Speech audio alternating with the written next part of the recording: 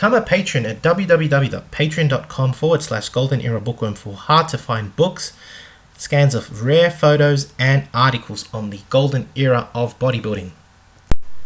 Hi everybody, Golden Era Bookworm here. Today I'd like to talk about a topic that is well overdue, and that is Don Howorth, who was also known as Mr Delts. Don Howorth set the standard in the 60s when it came to shoulder development.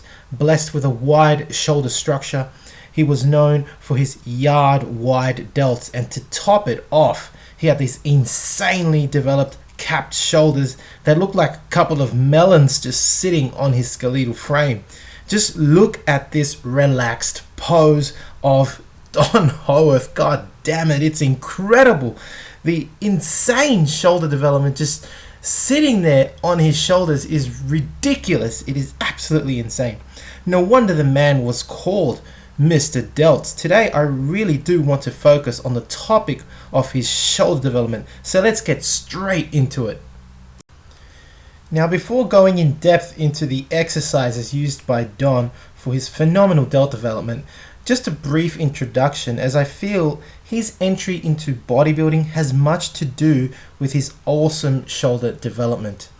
Now, a lot of this information, I'll just state, has been covered in previous videos, especially by Daniel Figueroa, who did a great job, but I just want to expand more on his shoulder development today.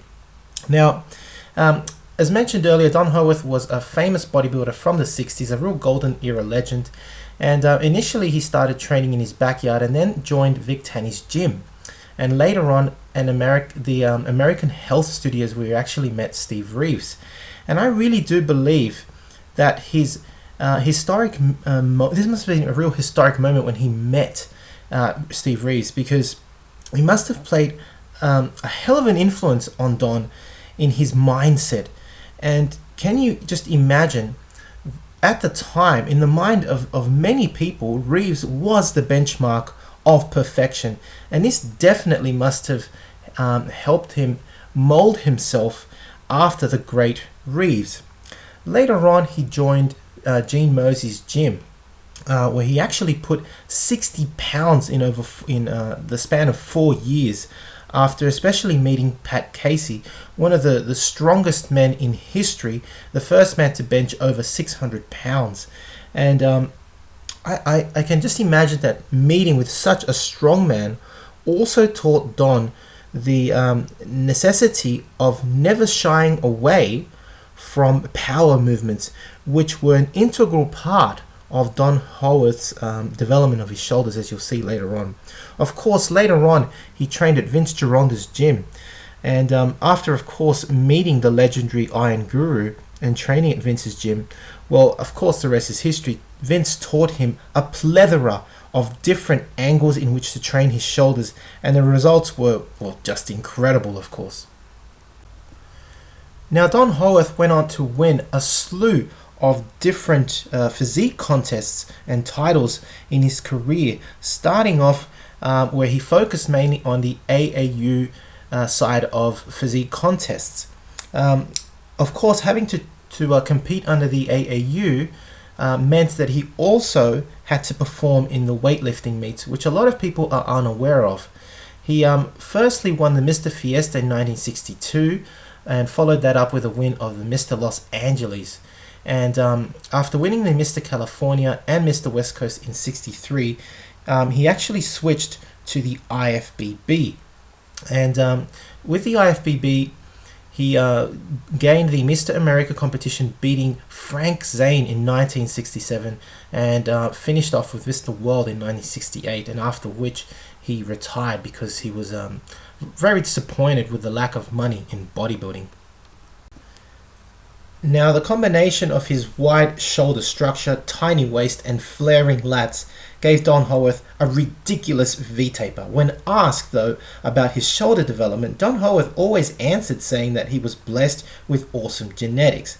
Now, my own take is, however genetically gifted you may be, only through training can your genetic potential truly be realized. Now, if we look at the exercises that Don used for building mass on his wide shoulder frame, we can see the influence from Pat Casey and the AAU. Remember that early on, Don Howorth trained at Gene Mozee's gym, where he met Pat Casey, who introduced him to a lot of power exercises. So we're talking things like behind the neck pressing, which was again promoted a lot by the AAU, even John Grimmick. And here is a great example. Don Howorth, when asked early on, I think in 1963, by Perry Rader in Ironman, he actually states that the behind the neck press and dumbbell press were truly important in his fundamental training for his shoulder development. And we can even see the elements of these exercises being carried through even in his later career at Vince's gym, where he's now training with the Clark machine. Now the Clark machine is very similar to the Smith machine, and although here he is shown performing it to the front, again he's using a lot of poundage and still concentrating on building mass using these power movements. Similarly, he's doing here the dumbbell press, as famously used, for example, by AAU athlete John Grimmick. So these fundamental movements, these power movements as taught by the AAU and Pat Casey, which he learned from, were still being used throughout his bodybuilding career, as well as, of course, Olympic weightlifting. Olympic weightlifting was really big back, especially with the AAU in the early 60s, where Don Howorth trained with these guys, and he also used Olympic weightlifting. If we look at the exercises that added further to the illusion that led Don Howorth to be eventually remembered as Mr. Delts, we can see Vince's influence on Don's principles and techniques to building even wider delts. After joining Vince Gironda's gym, Don Howorth learned a variety of exercises which were based on the basic lateral raise, which Vince taught him. And this obviously added to his width, because lateral raises worked at different angles will work especially the side and rear delt. Now Vince had a lot of specialized equipment that allowed his students to work their body parts at all different kinds of angles, and here is Don Howorth, for example, training his deltoids at different angles, lying on an incline bench and going face down as well, where Vince actually had this incline bench with a hole in it that allowed your head to actually pop through, so you wouldn't be, you have your face just plastered on the bench. So Don Howorth really learned a lot from Vince, and as mentioned earlier, all of these angles which he worked, the lateral raise, allowed his delts to have an even greater development and gave that wonderful illusion that he is so wonderfully remembered for as Mr. Delts. Now that I've revealed many of the secrets that Don Howorth used to develop mass on his delts, you can find out more by visiting my website www.goldenerabookworm.com, where you can purchase Developing Dynamic Delts, my favorite supermassive exercises written by Don Howorth. Now here he details the exercises for his deltoid development, very specific exercises which are great for hypertrophy.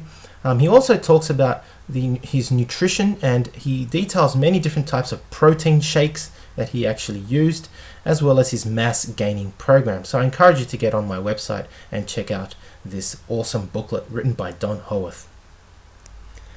I'd like to leave you with this awesome photo of Mr. Delts Don Howorth.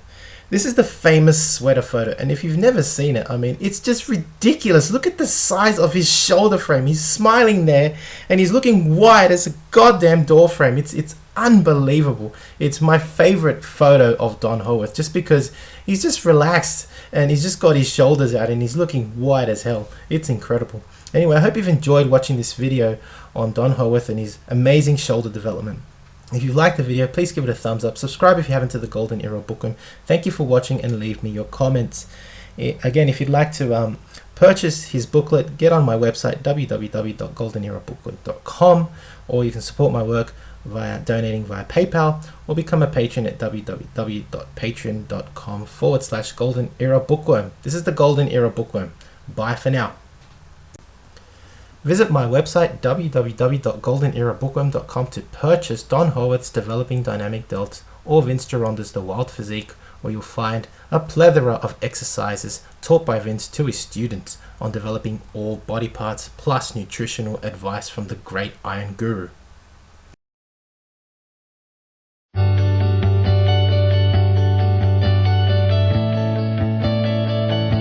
Hi everybody, I just want to recommend this phenomenal book, Vince's Secret Locker, volume number 2 by Carl Coyne. I've been looking at this for about 4 weeks and I can't put it down. If you get a chance, check it out. He also has a part 1 that I highly recommend also. Vince was the trainer to the stars and had an amazing, interesting gym that today there's still not equipment like it around. It was all made out of wood. He'll be on our radio show coming up probably in the next couple weeks or so. Have a great day, and again, highly recommend this book.